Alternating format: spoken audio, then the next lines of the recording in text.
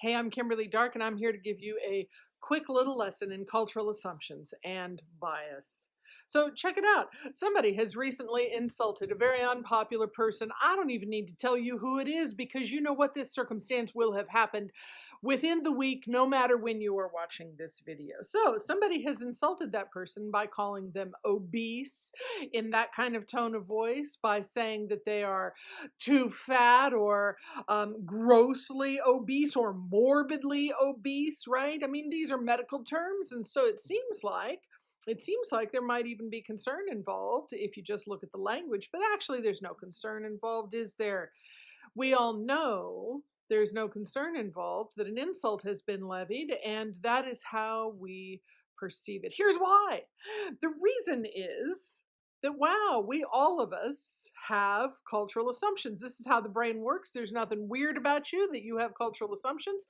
We all have them.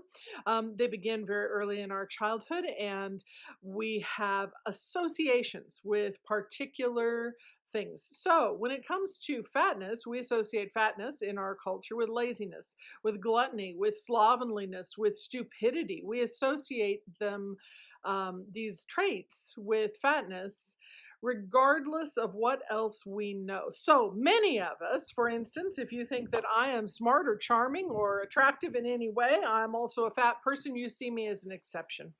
So for many of us, we can see these exceptions because, my gosh, there are a whole lot of fat people, aren't there?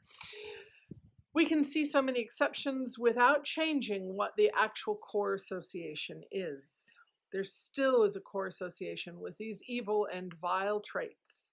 And this is how we come to this place where fat hatred is salient, and no individual comment about a person's fatness can stand alone or be benign in any way.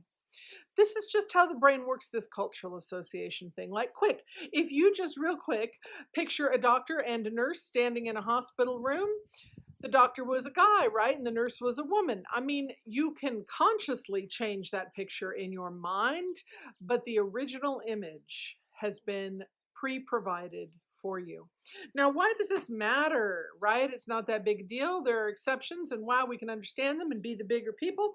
The problem here is a few things. So first of all, as soon as somebody says something about the fatness of an unpopular person, first of all, it is very easy for everyone to repeat the joke, thereby reinforcing those stereotypes and casting aspersions on every single fat person in the room or that you know. So you may even love some of those people, but you have also just insulted them.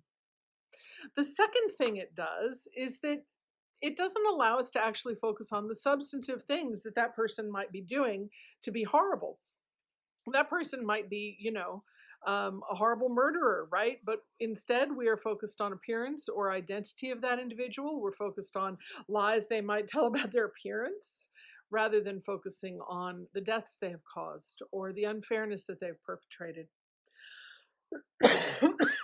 Excuse me. The third issue here is that it does not allow for a broader range of traits to actually exist.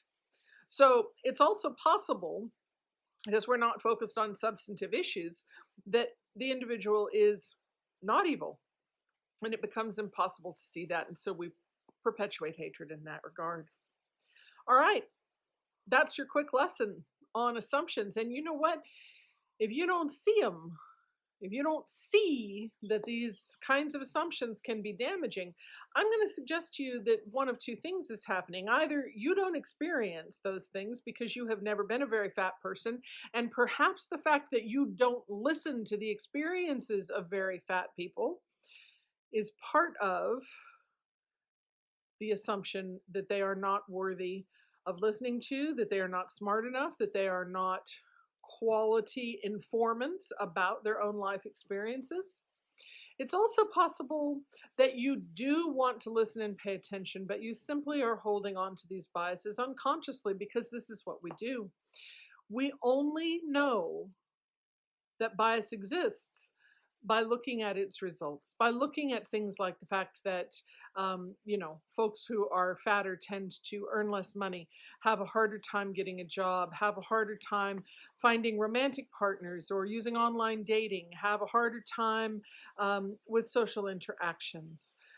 We know those things through the data because unconscious bias is like the wind in the trees. You can't see the wind, but you can see the trees moving. So if you think that immediately I am simply wrong, maybe take a breath and see if you can take in some of this information about how the brain works. Think about how it works in your life. And also tell me about it. Tell me what kind of biases you do see, and we'll discuss this further.